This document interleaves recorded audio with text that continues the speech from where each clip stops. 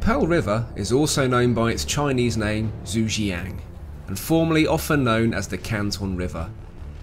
It is an extensive river system in southern China. The name Pearl River is also often used as a catch-all for the watersheds of the west, north and east rivers of Guangdong. These rivers are all considered tributaries of the Pearl River because they share a common delta, the Pearl River Delta. Measured from the farthest reaches of the West River, the Pearl River system is China's third longest river, 2,400 kilometers, after the Yangtze River and the Yellow River. The Pearl River Basin drains the majority of the Huangguang, Guangdong and Guangxi provinces, as well as parts of Yunnan, Guizhou, Hunan and Jiangxi in China. It also drains northern parts of Vietnam's northeast Cao and Lang Son provinces. The Pearl River is so named because of the pearl-coloured shells that lie at the bottom of the river in the section that flows through the city of Guangzhou. Hello, I'm RetroJules. Hurrah! Pearl River is back, one of the golden oldie original maps.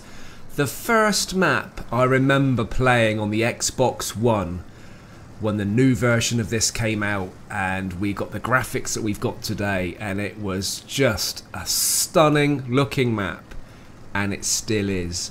I'm going to start this a slightly different way.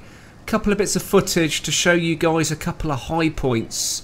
If you like areas where you can hide, if you're left at the map on your own at the end, or perhaps if you have a light tank which is fast and has good gun depression, a couple of really good vantage points that you might want to take advantage of.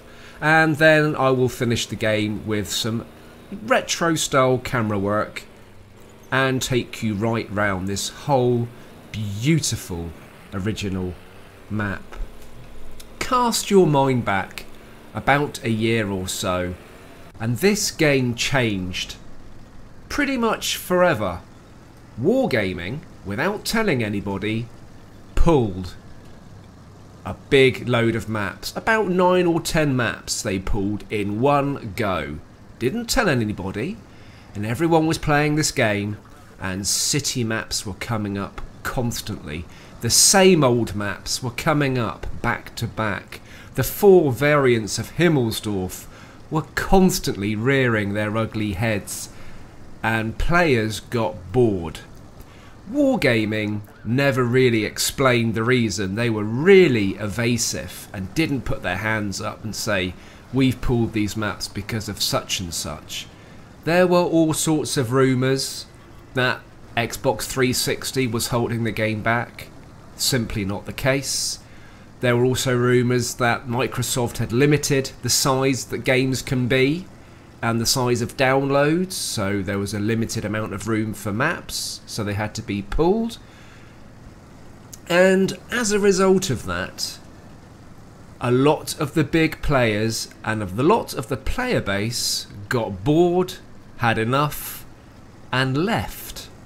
Which has kind of left us with the player base that we have today.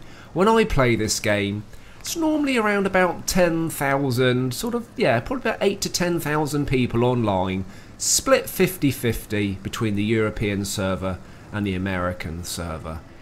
It used to be around 16,000 when I used to play this about a year or so ago, and it would peak at about 20 to 25,000 when something new had happened, whether it was a new map or an update or something exciting. The game changed, and this is a really interesting year because Wargaming always said that the maps will return, and it would seem that they are being good to their word and these maps are creeping back. And of course, in the meantime, we have a few other brand new maps as well, and the mercenary variants. It's an interesting year because Wargaming had the lion's share of tank games. On the Xbox, this is the only one. PS4 also had Armoured Warfare, but this year War Thunder has come out on the Xbox. As yet it's not completely free to play, you still have to pay 15 quid if you want it. And also Armoured Warfare is also on its way on Xbox. It's going to be interesting how the games compare, how people will compare the games when they've played them, and whether more people will leave this game or whether people will come back. From me, on a personal level, I've invested a lot of time, not a huge amount of money. I pay yearly for my subscription for my premium account, and that's it. But I've invested a lot of time getting the tanks that I've got, and I still enjoy this game. And I play it less, which means I enjoy it more when I do play it.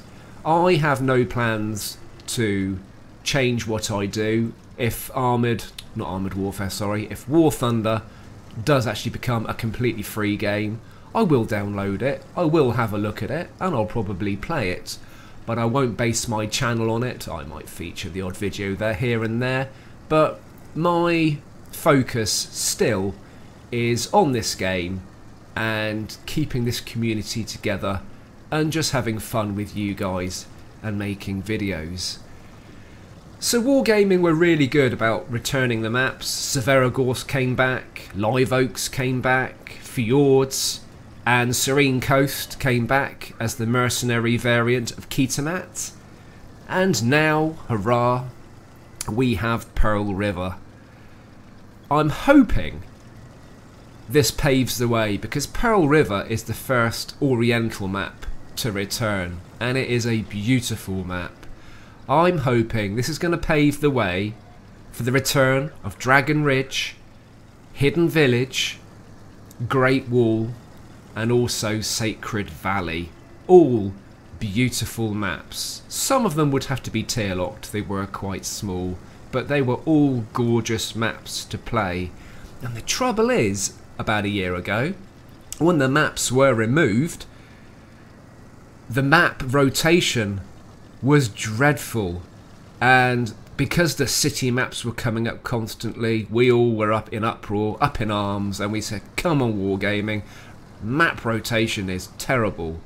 And then what they did is they unlocked all the tier locked maps, so they were available for all tiers, and all the tiny maps then became available at tiers 9 and 10, and they were too small. And to this date, some of them are still available at the higher tiers. Ensk, Severogorsk, Tundra, definitely, are just, maybe not so much Severogorsk actually, but Tundra and Ensk are way too small for the high tiers. So this is the second high point. This is me and Tom. Tom is my official map explorer. I give him a little buzz and say, are you up for looking at a map? I couldn't get this map to come up in rotation when I was playing, and I was desperate to make a video, so I dragged him out and said, come on, let's go and explore. And he loves exploring these high points. This is a really good high point if you're going to use APCR rounds and you've got good gun depression, but this is about as far as you get, and you can traverse across, but you need to be really careful, because down below, across to the right, is an invisible wall, and you can't get out. You get completely trapped. And I'll show you kind of where you can go. We were just trying to see how high up you could go, and that ledge was about it, and I slipped down here, and then I thought, well, let's see if it's worth making my way across to the other side. So I'm just trying to get in a position to get on a ledge, to get a run up. And like I say, if you're not into climbing mountains or reaching high points, if you play heavies and don't stand a chance of getting up here, then by all means fast forward and you will see the whole Pearl River tour in all its glory. It would seem that I'm still trying to make my way up. I think it's just, that's it, this ledge, and then I wanted to boot it across to where that pine tree is, right in the middle. Fir tree rather, should I say? Fir tree, pine tree, I don't know. So across here, And of course, the chances of you actually doing all this in a live battle without getting shot are probably highly unlikely. But it's an ideal opportunity to have a go. And this is about where Tom is now, is about as far as you want to go as a vantage point. As soon as you creep round the corner and you can't go anywhere, you can't go up, you can only go down, and you will get trapped and you will be there for the remainder of the game behind the invisible wall. I am really pleased to see Pearl River come back. It's such a pretty map. I think it's big enough to work at the high tiers. There's plenty of options of places to go, and it is just gorgeous to look at. So thank you, Wargaming. You are being really good to your word, and I'm really looking forward to hopefully seeing the return of Dragon Ridge, Hidden Village, the Great Wall, and Sacred Valley at some point. I'm going to leave you with a complete tour of this map with some rather chilled music.